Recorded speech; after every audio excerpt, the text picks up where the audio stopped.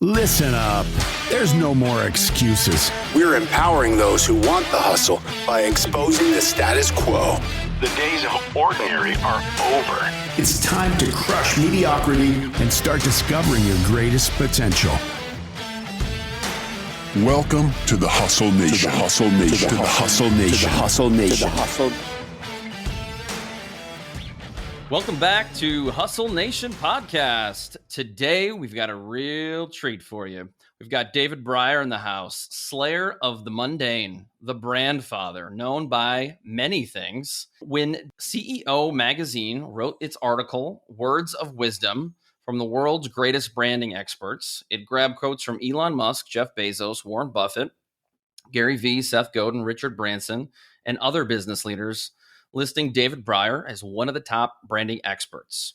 He's an award-winning veteran, recipient of over 330 industry recognitions. I'm already getting tired with this intro, David. He is also the author of the new... Can I take a nap? I need to take a nap at this point. He's also author of the new Branding Bible, an Amazon bestseller, Brand Intervention, 33 Steps to Transform Your Brand You Have into the Brand You Need. With forward by none other than Damon John of the Shark Tank. David, tell us a little bit about who you are and what you do. Beyond what you've already stated, I just learned things about myself I didn't even know were true. So that's, first of all, fantastic way to break the ice. I know more about myself now than when we started a minute ago. So thank you. If you read it on the internet, it must be true, right? That's right. Exactly. So basically, native New Yorker and now living and working in the Midwest. No, it's not part of a witness protection program. I started out as my whole life I was basically an artist of one sort or another, meaning I went from drawing to painting to studying to be an illustrator. And in my last year of college, I saw a publication that I'd never seen before. It was an industry publication it's not published anymore. And what happened was I saw that and I was like, oh my God. I never saw it at a level of craft. I mean, everything, you could tell nothing was left to chance. So everything from the design to the typography, to the fonts, to the words, to the layout, how things fit on the page. I mean, it was just like, it was so eye-opening that I made a very conscious decision that at that point I wanted to be a designer. And then once I became a designer and started to do that, I saw that lane was too narrow, too specialized, because it still left things up for chance. It's like you could be a designer and do XYZ, which I did, so I did stuff for Estee Lauder, I did stuff for Revlon, I did stuff for Electric Company magazine and New York Times magazine. I even did a cover of Rolling Stone magazine, actually.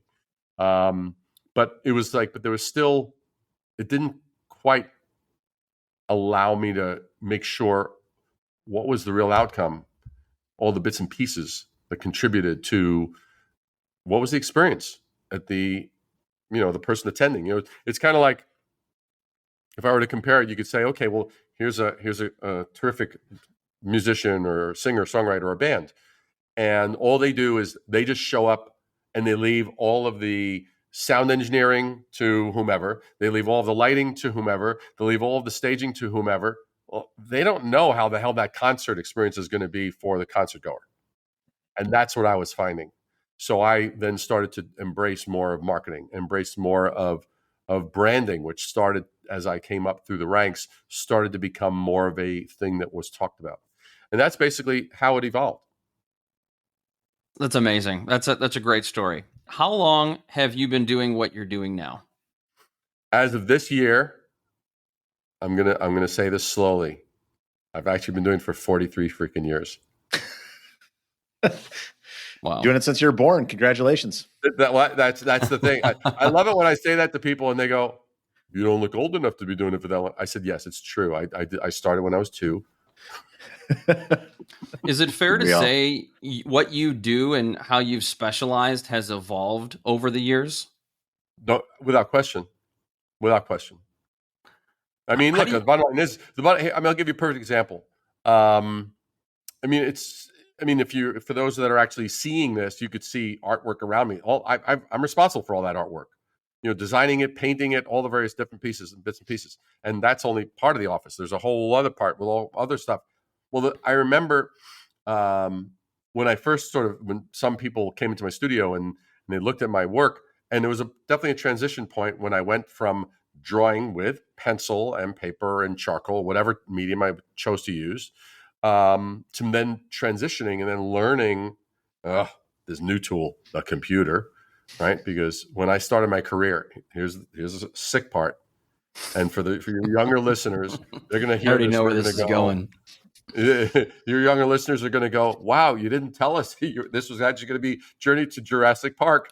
The thing is there were no computers when I started in the industry. There was no internet. There's no social media. When you were curious about someone's work, if I was working on a project and I needed to hire an illustrator or a photographer, I had to arrange an appointment for them to send over their portfolio. I mean, seriously, that's it. Yeah. So making that transition, going, okay, well, now I'm going to do computers, right? So now I'm going to learn the tools of computer, which at first I was resistant to. To me, it felt like, what is that shit? Partly because a high percentage of when things are first starting in their embryonic phase, when they first start, they suck. Just look at the internet, right? What the first websites? Are you freaking kidding me? They were shit. So the thing is same thing with the original illustrations done using computer tools. It looked like the device was impacting the, learning to use that tool. It was definitely being impacted. That looked computer generated, quote unquote. I didn't want that to happen. And so I remember when someone came to my studio and saw some of the work, he said, "Wow, this is incredible." And I said, "Yeah, I do this on computer." They're like, "Why are you doing it on computer? What program do you use?" And I could see what the person was thinking. What program do you? If you tell me the program, I'll also be able to do it, was their thinking. And I'm like, bullshit, I'll keep it. I won't go there. But the basic thing is bullshit, and you can throw in the other expletives. And so the thing is I said, you know what? Let me make something perfectly clear. The software, that doesn't do anything. It's like the microphone didn't make the Beatles sound good, okay? The Beatles made the microphone sound good. That's all I said. Yeah, absolutely. So David, one of the questions that we like to tackle here, right, is, a lot of people, when they look at people that have had success, it's that kind of age-old thing of like, oh, I had overnight success. But, in reality, when you dig in, people put in a lot of hard work, blood, sweat, and tears to kind of get in. So, like even with your intro, you joke about it, but the reality is, you've had tremendous recognition for, really thought leadership and thinking differently relative to branding. And so, can you share a little bit about, maybe the struggle and the journey going through that? Because, everyone kind of looks at the end and says, "Oh, well, I just want to be like David," right? And it's like, okay, well, if you want to be like that, you're going to have to do this, and that's the part that I feel like so many people don't talk about. Yeah. Well, there's the running joke for anybody that knows anything. Whether they watch Shark Tank or they listen to thought leaders, they say the running joke is it takes usually 10 years to become an overnight success, right? Absolutely. Yes. I agree.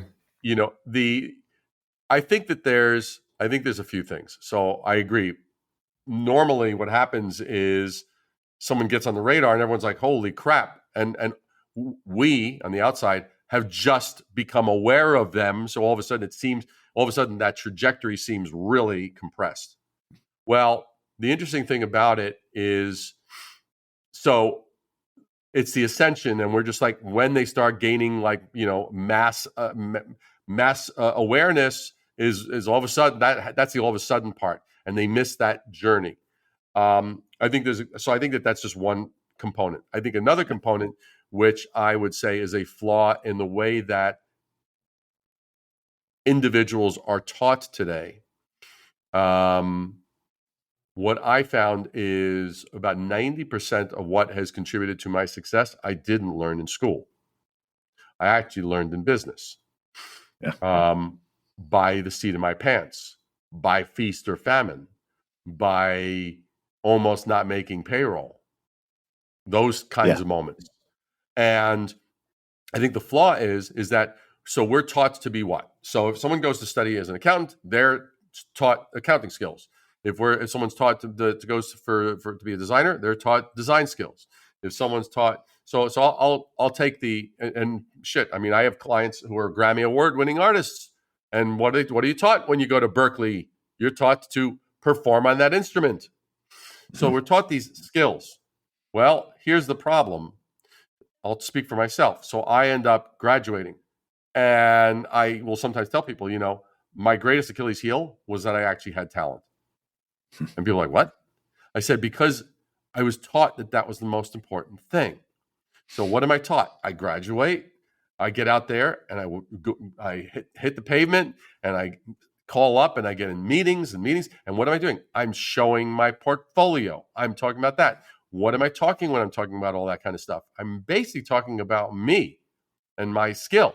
Well, what I started to learn as I started to get some entrepreneurial experience under my belt, and it was like, I started to show my portfolio less and less and less and ask more and more and more questions, which meant if I broke it down mathematically, it went from 80 or 90% of my attention going on, I've got to show them my stuff, to wait a second, I've got to ask them 80, 90%. Now I've got to ask them questions, because what they just said either didn't make sense or I don't get it. They're talking about this, but they're talking about that. Help me connect the dots. And so to the degree that I started to become more interested in the other person on the other side of the table, their problems, their objectives, their challenges, that's where the magic, that's when all of a sudden, and then I would notice, sometimes they'd be closed before I would ever show them my portfolio, which might only take 5 minutes at that point. Absolutely.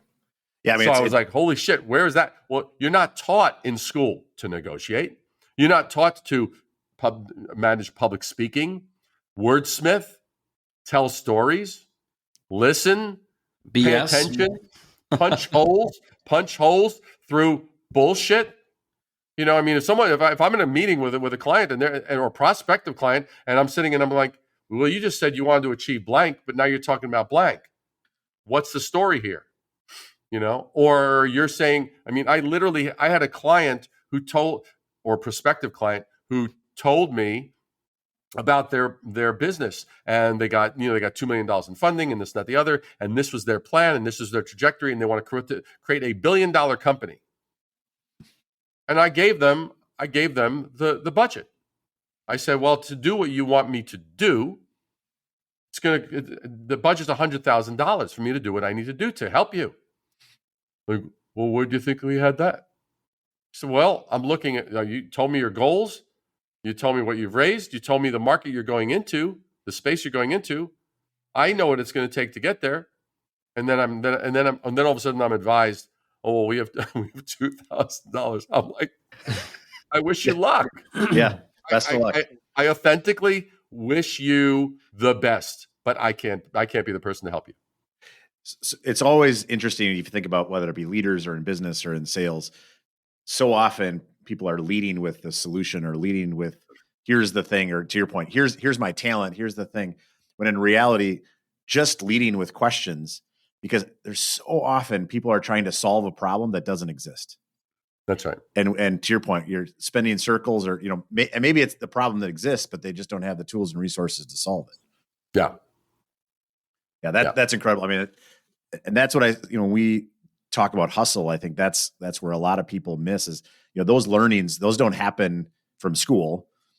Those happen from the blood, sweat, and the tears, the successes, the failures, and thinking about, what did I learn in this? I think a lot of times people take failure as something that is a negative, when in reality, not that anyone wants to wake up in the morning and fail, but as long as you're learning from it, then you can grow, you can get better. That's right. Yeah. David, we talk so often about leadership on the show and in general, but I think so often when we talk about leadership, it comes through the lens of culture. So leading your team, leading the people you work with. And I'm really curious, having worked in the marketing industry like you, I want to know more about how you lead your clients, because, you kind of alluded to it in the last answer, but so often when you're working with clients, whether it's marketing or not, what does leadership look like? Because I've seen a lot of young people come into the industry, graduate right from college, and they might be really good at X skill. However, they struggle at 21, 24 years old, whatever it might be, leading someone who's my age or even in their 50s saying, I actually think, Mr. Client, that's a bad idea. Instead, here's my idea. Here's how we achieve X. And I would love to hear more about your perspective on leading clients. Yeah. Well, the bottom line is it is my job to provide guidance. And I would say I think this is the place where everyone gets really lost. I mean, right? For your listeners, this is the freaking the gold nugget moment, guys. For guys and gals who are listening, Let's go. Here it is.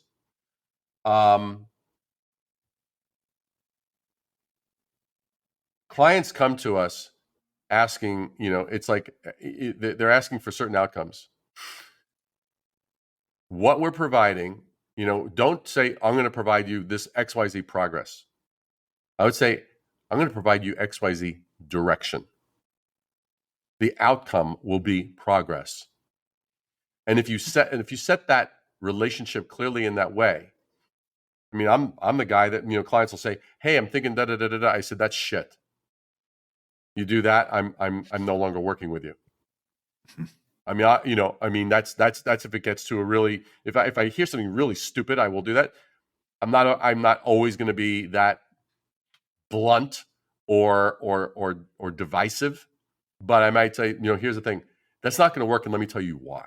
I mean, I literally just spoke to a client 2 hours ago, and this billionaire client, and I said, here's the deal. I said, here are the options that we proposed. Here's this one I'm not fond of, and here's why. And he listens and he understands. There's got to be clarity and conviction and unapologetic. This is where things are. It doesn't mean you're being a domineering asshole, but it means you're being a clear-cut provider of information. If you're like, well, maybe it could be possibly if the stars align and stuff like that, and and you've had a good day and I've had a good day, and and maybe I don't know, something's good happened in the world that my advice might be welcome to you. I'll want to punch you in the face. Now, it's horrible. That's not guidance. That's not clarity. So I mean, but you could, but I, at the same time, going back to this client, I said, but here's the one that I really recommend, and I'm going to tell you why. Well, some of these other ones are good and have legitimate points that we've outlined here. This one, the interesting thing is, and why we recommend it is, one, there's no noise in the marketplace. No one's even come close to that as an angle, because this is going to end up being a book.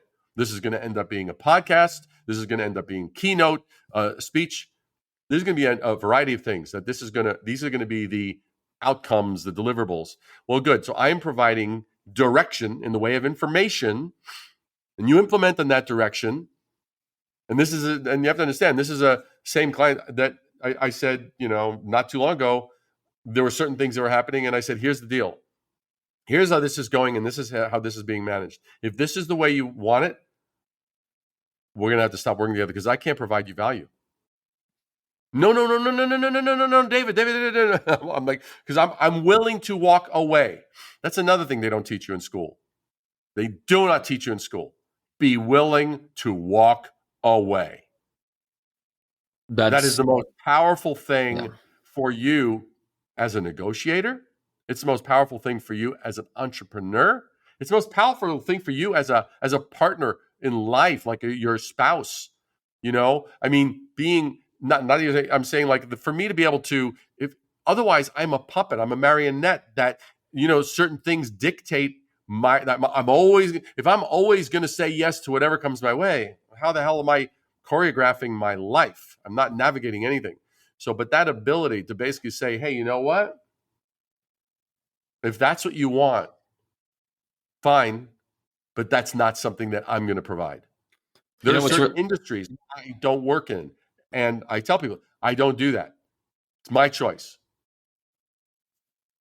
And so David, so much of that comes from confidence, right? The ability to walk away and the ability to just have the confidence that this is my opinion and this matters. Over the course of your career, has that evolved from today versus 10 years ago, 15 years ago? Because, I feel like for so many people, even for myself, I remember the first time I was like a leader of leaders, and I made a statement, and very much, a lot of times I just say stuff, right? This is what I'm feeling. And so this is what I say. And all of a sudden there's other people repeating it. And you're thinking, wait a second, was that well thought out? Or, why is anyone even really listening to me? But then over time you start to see that, and that builds that confidence, right? So to your point, the ability, it's easy to walk away if you have the confidence that something else is coming along. Well, I think underneath that, I do agree with that. And I would say underneath that, I think there's also, you've got to come to grips with the fact that they're really, and believe me, I understand the feast and famine game. And any entrepreneur that says never experienced that, they're full of shit. Okay? Yeah. Or they're being bankrolled by some silver spoon, like family lifestyle. Oh yeah, we got all this, generational wealth, blah, blah, blah. And there's no freaking, there's never the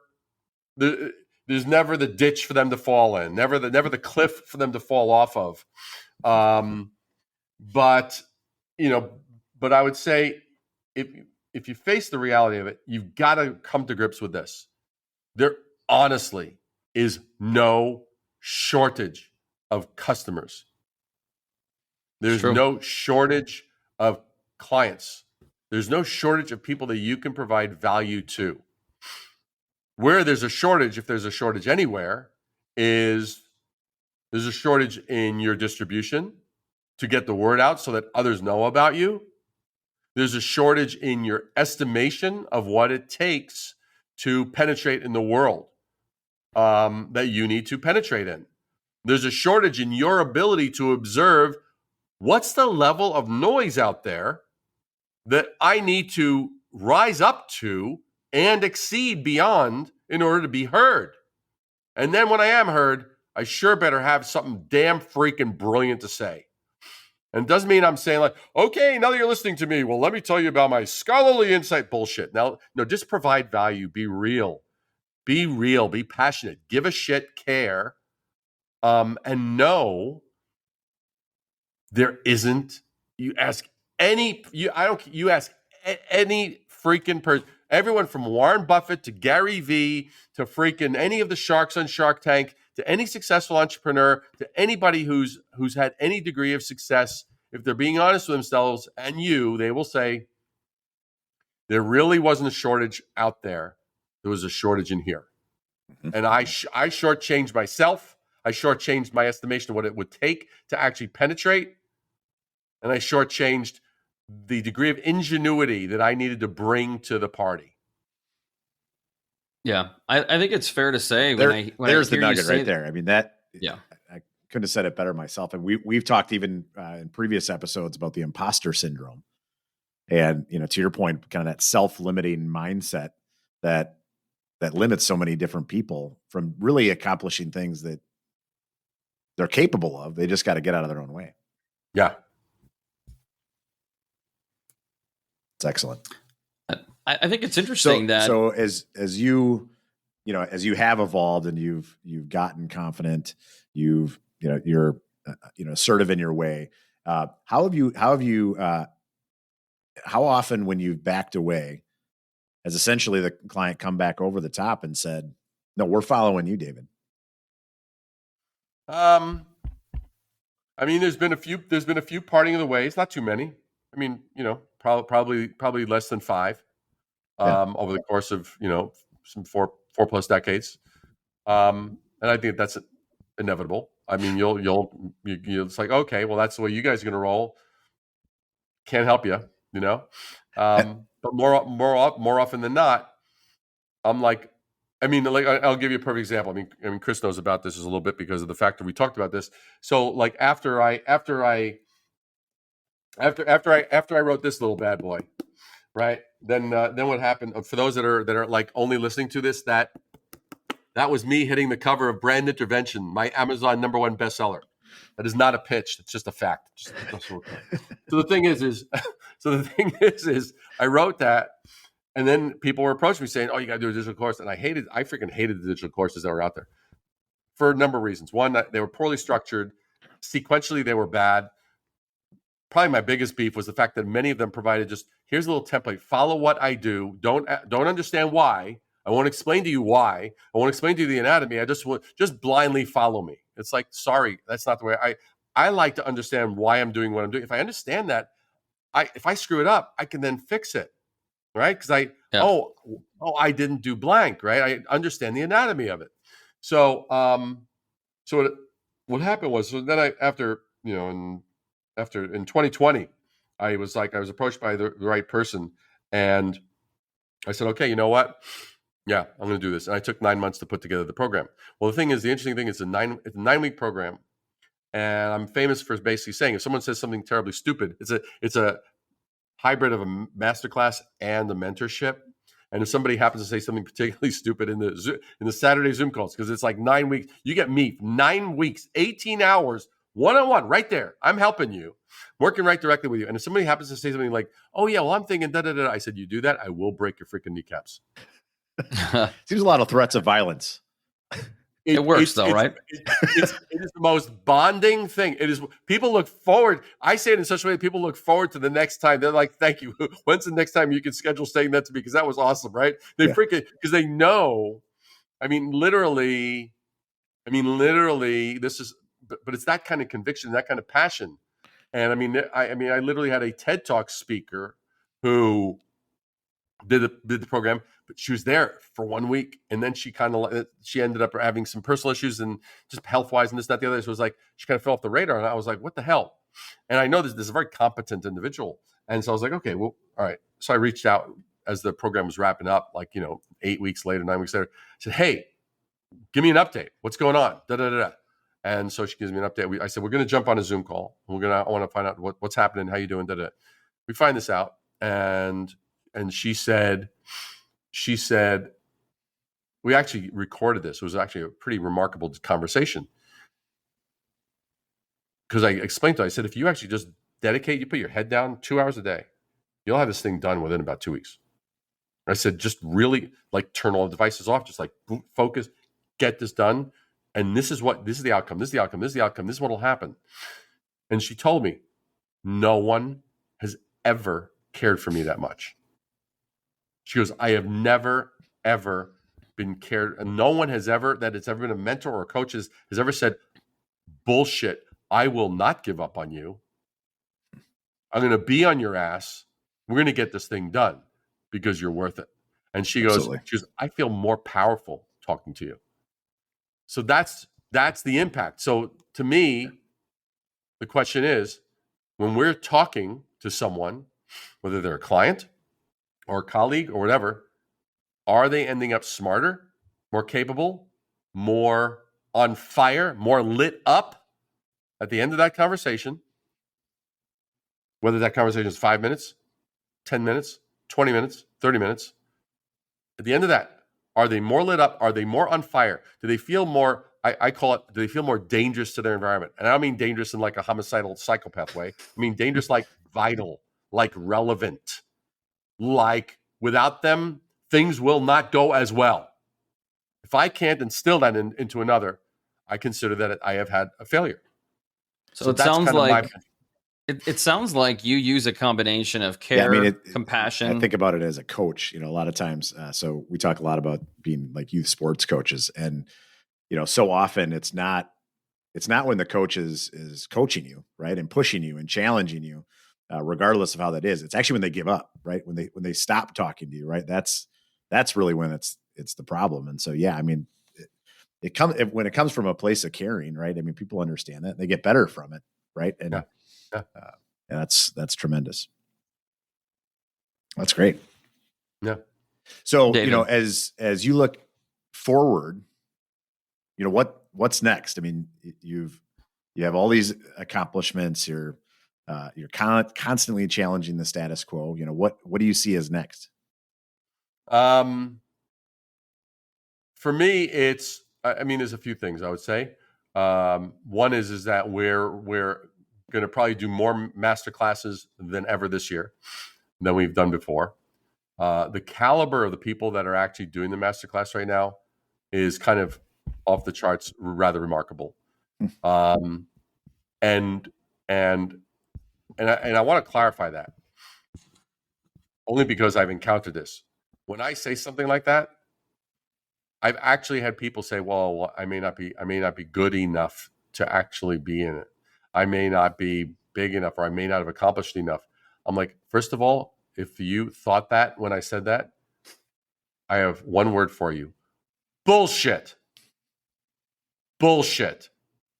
That little voice that says, "No, no, no, not me," that's bullshit. That's not your friend. That was someone who was a loser who convinced you that maybe you were a loser too.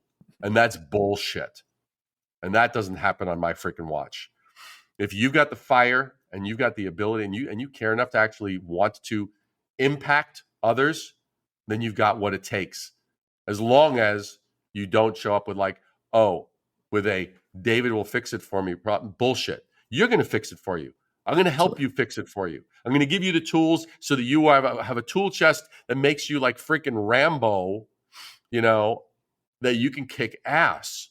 And then I give you the guidance to help you kick ass. Absolutely. But you're going to do the work. And that's the thing that's awesome about it. It's a point of empowerment. But I do not do it. I never do it from the standpoint. I never am. If anybody says, "Wow, you're a really good motivational speaker," I'm like, "Go fuck yourself." I am not here to be motivational speaker. Makes me great, and my words wonderful, and you lesser than that. Bullshit. That's also anything where a person arrives at some conclusion that they are lesser than, or that they're negating themselves, or that maybe they need to shrink away from. Bullshit. You need to expand into. You need to pervade into. All those things are vital. And the bottom line is I will never let anybody, whether they're a client or whether they're a someone that's doing the masterclass with me, I will never let them get away with making less of themselves. I will call them on it. And it's been some of the most transformative moments in their life because no one cared enough to simply call them on it. You bet. Well, and we talk about with hustle, right? It's about a mindset. And to your point, if you use that imposter syndrome of, I'm not good enough, or I'm not, there's two ways to do it, right? Some people use it as a paralysis, and some people use it for fuel. And if you use it for fuel, right? I mean, there's some value in having a little bit of that, because it makes you get better, right? It makes you push your product, push your craft, push yourself outside of your comfort zone, which is where all good things happen. But it's that moment of truth where when you say you can't do something, all right, well, how are you going to do that? Does that mean I can't do something, so I won't do something, or I can't do something, so I'll figure out how to do it? Yeah. Yeah. Right? And here's one other point that many people miss. Winners win because of the baggage they don't have. So there's the factor of subtraction. It's the factor of subtraction that is so important. The shit that we need to unlearn. It's like so that it's so crazy. But that's so much of what happens in this whole thing. And for me, it's a joyride. But if some people are super freaking insistent, are like, "Oh, I can't do. Oh, I can't show up. Oh, I couldn't make the meeting. Oh, I." It's like, you know what? I have a threshold to which I will lean in, and I will. But if you're gonna be insistent on all those outside factors and outside excuses and reasons why, there will be a threshold, and I will go, okay, sink or swim on your freaking own. Yeah, it's like I've got people to help. There are things to be done. Every hour, it's like why do some people achieve remarkable things in the same 24 hours that we all have? Well, bottom line is well, it's like those are choices that we make. The choices of what we say yes to, and even more importantly, probably the choices that we say no to. No, I will not. I mean, I've had, there's some people. But with all that being said, the majority of online programs worldwide, statistically, completion rates around 10%. My Masterclass has about a 95.5 or 95.6 percent completion rate. That's incredible. So, yeah. Yeah, that's incredible. Well, and it speaks to, people selecting for the right reason and going all in, right? So to your point earlier, the idea is it may not be right for you. And if it's not right for you, whatever, that's fine. But don't have that self-talk of I'm not good enough or anything like that. I mean, in some ways, if you're interested in it and it's something that's that you're passionate about and you just don't think you're there yet, then you just know it's a voice, right? I mean, that's to your point, that's incredible from a completion perspective, because it's kind of like the gym. I feel like a lot of people, they will buy these digital classes or, get into a mastermind group or things like that. And they feel like just because they paid the membership, they're suddenly going to be healthy and fit, right? It's not the way it works. I mean, if you got to get engaged, you got to buy in, and you got to trust the process in a lot of ways, right? Because I'm sure in those 9 weeks, there's times where people are getting really uncomfortable with what you're pushing them to do, right? But that's where their growth comes from. 100%. 100%. Great. To me, I always like to remind anyone involved in business or any entrepreneurial adventure or leadership as well, is that growth by definition is expansion. Well, that means that whatever sphere of influence you have right now, whether it's sphere of influence or sphere of capability, it could be, an athletic performer, like having a certain degree of capability in a certain area, or it could be an entrepreneur. We'll keep it business related now. You have a sphere of influence. Well, what's involved in growth? Growth is involved in more clients, more customers, newer customers. Well, with that growth comes new territory you are unfamiliar with. That means you will have hiccups. You will have speed bumps. You will have some failures. How quickly are you resilient and rebound to resolve the failures? People don't mind failures. People mind failures with lack of accountability. Very good. That's what you bring. So I'm gonna take a left turn here for a second. And when we think of branding, one of the key topics that is getting a lot of traction now is really around personal brand, right? And how to lead with personal brand and what that means, and what are the best ways to tackle that. Could you kind of share with the listeners a little bit about just kind of your views on kind of personal branding and what that means? Well, the bottom line is one of the things that I find very interesting. I mean, I've watched that sort of trajectory shift in the awareness of people and awareness of entrepreneurs. And I remind people, I say, well, the interesting thing about the brands that we remember the most, that seem to resonate with us the most, are the ones that have a person connected with it. So, so the thing is, Steve Jobs with Apple, bang. Oh, okay, good. Warren Buffett with Berkshire Hathaway, Elon Musk with Tesla, Richard Branson with Virgin, Gary Vee with VaynerMedia, et cetera, et cetera, et cetera. You just keep on picking. You go, why do these stand apart? David Ogilvy with freaking Ogilvy, and Mathers.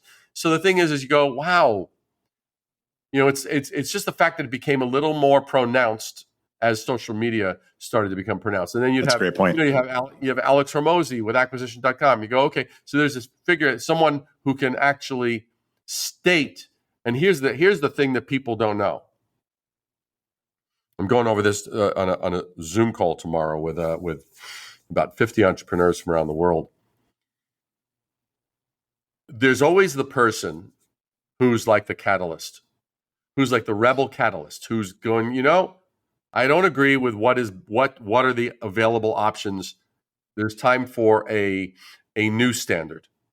Let's acknowledge that the existing stuff is broken. Here's an opportunity. Here's an opportunity for something new. Okay, so you have the catalyst. Now, people aren't going to normally get behind just a catalyst, but what they will get behind is what the catalyst brings about. That catalyst, what does that catalyst bring about? They bring about this bigger cause, this bigger value proposition that reframes the entire thing. So we're no longer just making little shit or servicing little shit. It's like we're here, like when people ask me, like, what do I do? It's like I'm here to freaking empower entrepreneurs to stop using Me Too cliches and actually take ownership of their rightful place in the world. People can get behind that. That's bigger than me. Sure. I happen to be the voice talking about that, but that's bigger than me. So the thing is there's those two pieces.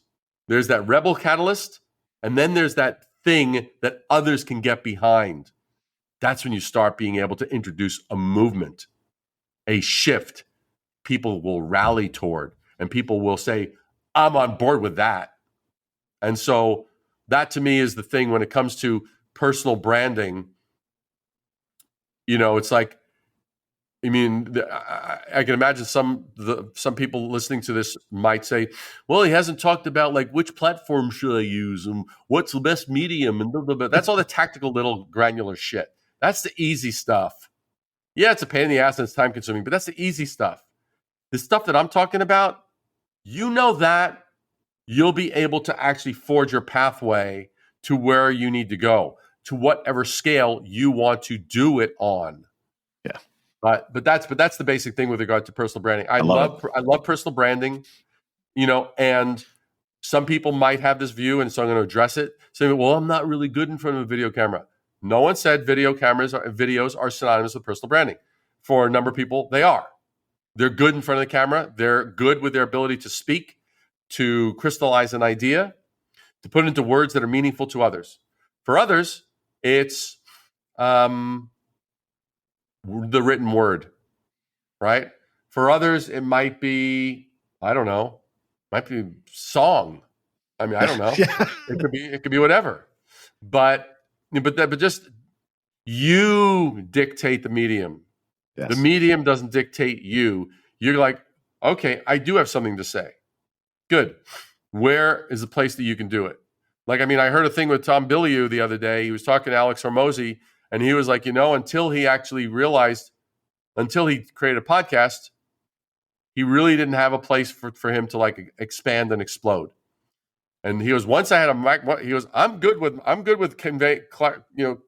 putting together my thoughts, interviewing, doing all this kind of stuff. And he goes, once I had that, then I was like, okay, now I'm freaking on fire, because that was his channel. So I was like, okay, podcasting. See, because what's interesting, and Tom, if you're listening to this, sorry, buddy. I mean, I think the expression you have when you're interviewing people, you look like you're freaking a corpse, dude. You look like you're sitting in a casket.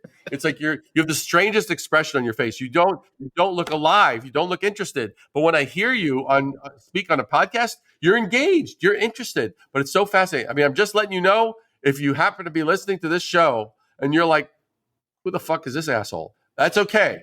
That's okay. Because believe me, when I first saw you and how you looked at people, my thought was the same. I'm like, who the fuck is this asshole?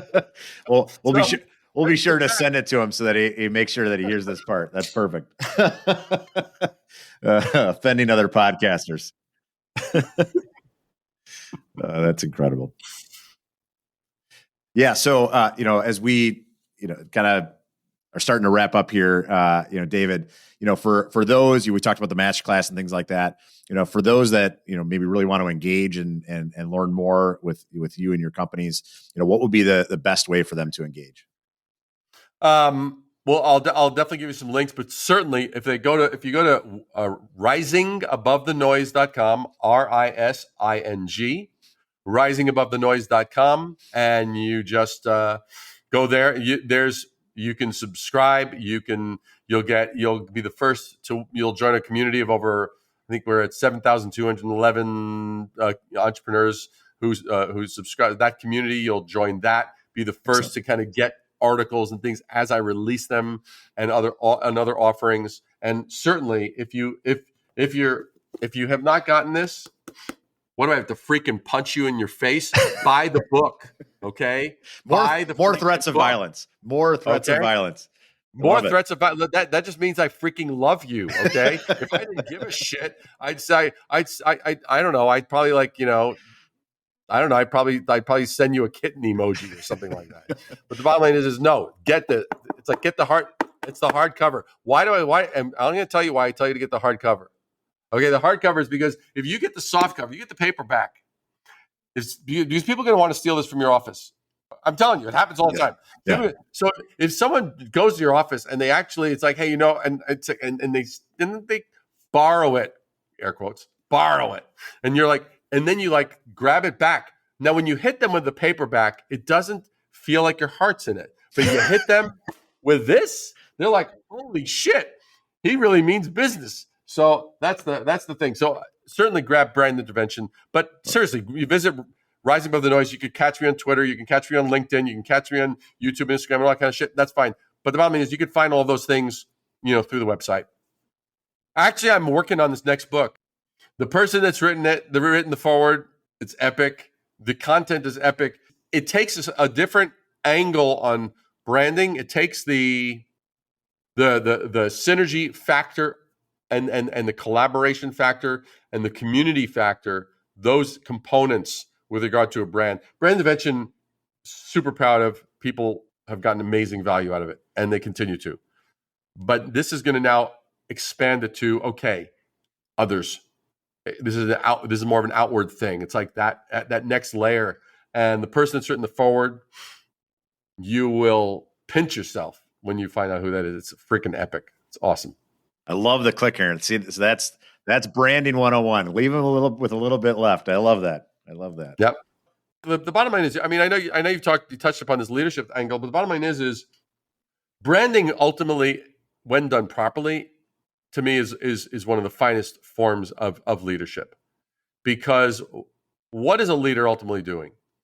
A leader is ultimately helping light up that spark in others so that they can not be lit up externally, but now have the wherewithal to light themselves up internally, right? That they can light that fuse.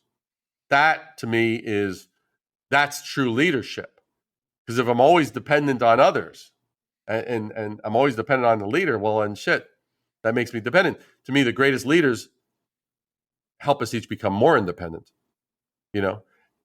still be aligned, but independent. So without a doubt.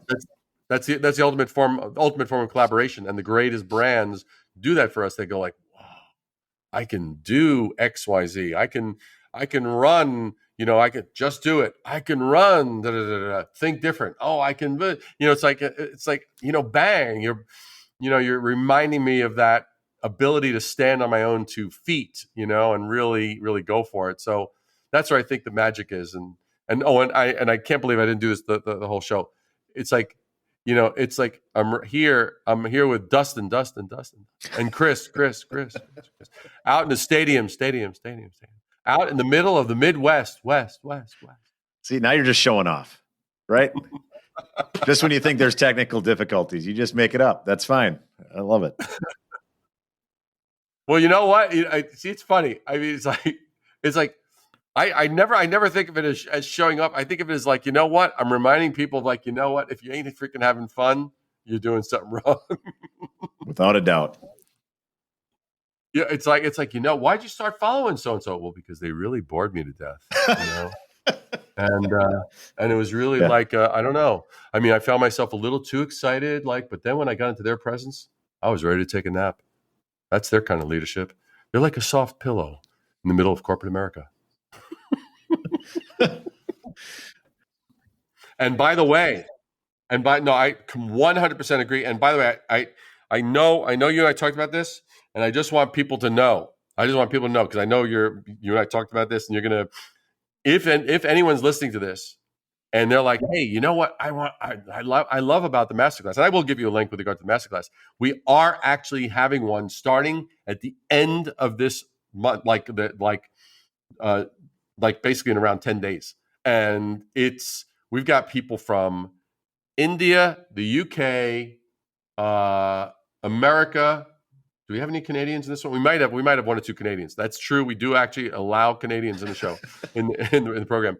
But we've got such an amazing collection of entrepreneurs of all different types and sizes, and that's the synergy that happens in it.